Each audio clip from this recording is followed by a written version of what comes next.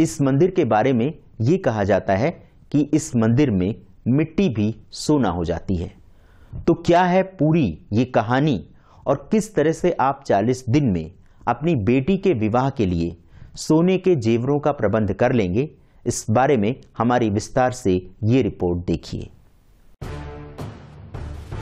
मिट्टी से सोना बन जाता है यहाँ।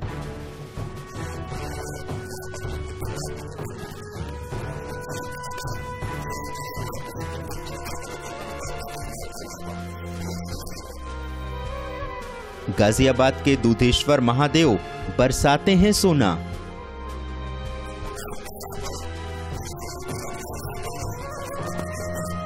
चालीस दिन में बन जाते हैं बेटियों के विवाह के लिए सोने के गहने।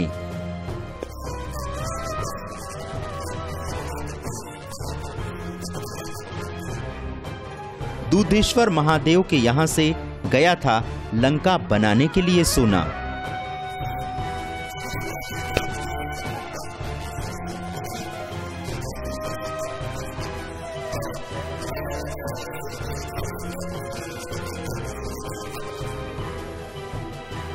सुनारों के यहाँ की बिक्री भी बढ़ाते हैं गाजियाबाद के दूधेश्वर महादेव।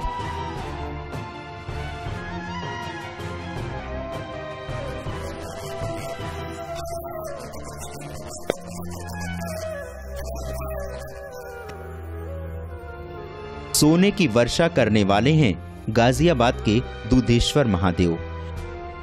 कहा जाता है कि यहाँ भगवान शिव स्वयंभू रूप में प्रकट हुए थे और रावण के पिता और स्वयं रावण ने यहाँ आराधना की थी। रावण की तपस्या से प्रसन्न होकर भगवान शिव ने उन्हें क्या दिया, सुनिए मंदिर के महंत श्री नारायण गिरी जी महाराज क्या बताते हैं।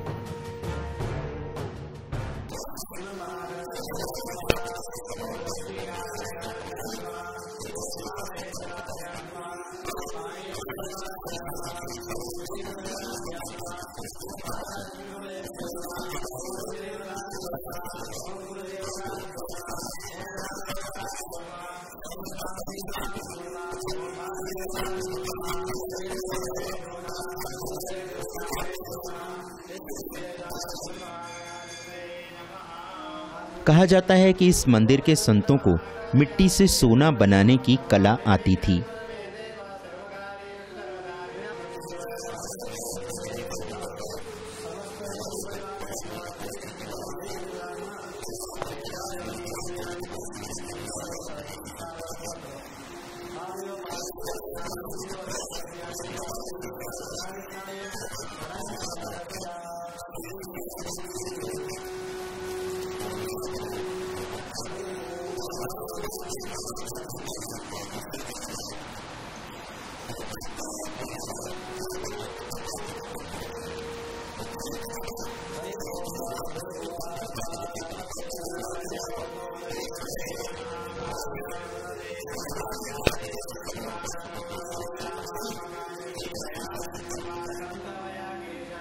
आज भी जिन लोगों के घरों में बेटियों के विवाह के लिए सोने के जेवर का प्रबंध नहीं हो पाता, ऐसे भक्त यहाँ शिव जी का अभिषेक करते हैं और 40 दिन में देखते ही देखते बेटी के विवाह के लिए सोने के गहनों का इंतजाम हो जाता है।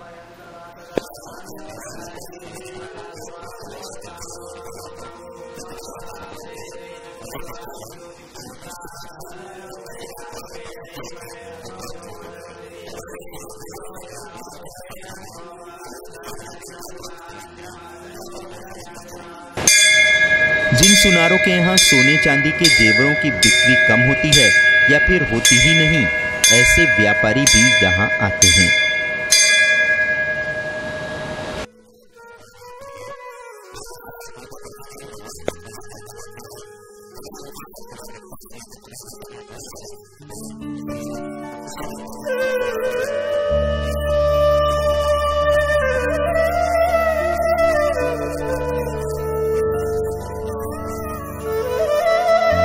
गाजियाबाद के दूधेश्वर महादेव ऐसे व्यापारियों के सोने की बिक्री बढ़ा देते हैं। विश्वास नहीं आता तो आप भी एक बार दूधेश्वर महादेव से गुहार लगाकर देखिए।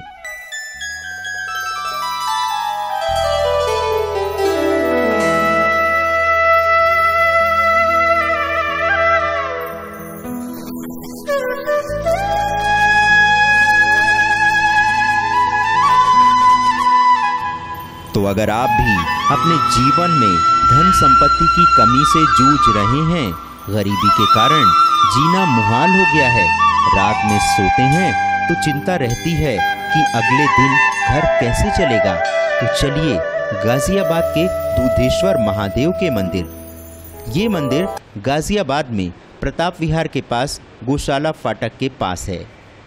गाजियाबाद के तो सारे व्यापारी इन्हीं की कृपा से फल फूल रहे हैं। क्या आप नहीं चाहते कि आपको भी मिले उतना सोना जितना सोना दूधेश्वर महादेव ने प्रसन्न होकर रावण को दिया था? अगर हाँ तो चलिए अब देर मत करिए, आपका भाग्य दूधेश्वर मंदिर में जाते ही खुल जाएगा। और यहाँ के महंत नारायण गिरी जी के अच्छे स्वभाव और प्रबंध का तो कहना ही क्या। इस मंदिर के महंत के रूप में वो देश विदेश में प्रसिद्ध हैं। अगले सोमवार को दूधेश्वर मंदिर की जीवित समाधियों के रहस्य से हम पर्दा उठाएंगे।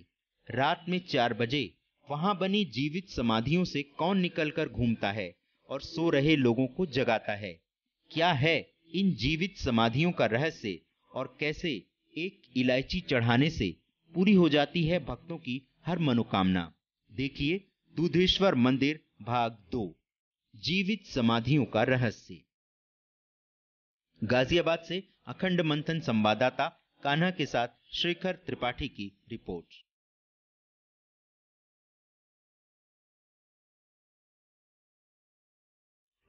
तो गाजियाबाद के दूधेश्वर मंदिर से आप हमारी ये रिपोर्ट देख रहे थे और हम देख पा रहे हैं कि हमारे उन दर्शकों के चेहरे खुशी से खिल गए हैं जिन्होंने बेटी का विवाह तो तय कर दिया था लेकिन गहनों का इंतजाम नहीं कर पाए थे।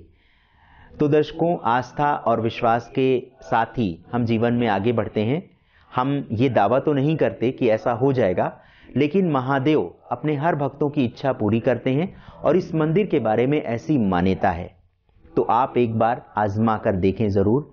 और अगर शिव जी प्रसन्न हो गए तो सोने के गहनों का ही क्या, बहुत सारी चीजों का प्रबंध कर देंगे, ऐसा कहना है यहां आने वाले भक्तों का। तो आज का हमारा अखंड मंथन आपको कैसा लगा? हमें अपनी राय भेजिए akhandmanthan@gmail.com पर। इसके अलावा आप हमसे फोन पर भी संपर्क कर सकते हैं। जल्दी ही हम अपनी हेल्पलाइन सेवा भी शुरू करने जा रहे हैं। इसके अलावा आप हमारे फेसबुक पेज और ट्विटर पेज से भी जुड़ सकते हैं और अपनी राय दे सकते हैं। अगर आपको हमारा कार्यक्रम पसंद आ रहा है तो आप हमारा चैनल भी सब्सक्राइब कर सकते हैं।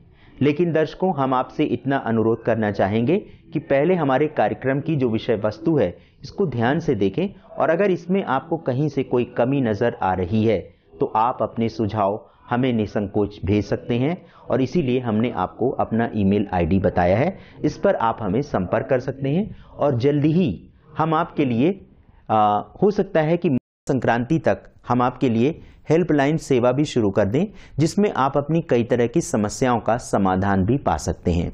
तो हो सकता है 15 जनवरी तक हम आपसे संपर्क करने के लिए अपनी फोन लाइन भी खोल सकते हैं। तो इसी के साथ आज के कार्यक्रम में बस इतना ही। अगले दिन आपसे फिर मिलेंगे, तब तक के लिए नमस्कार। आपका दिन शुभ हो।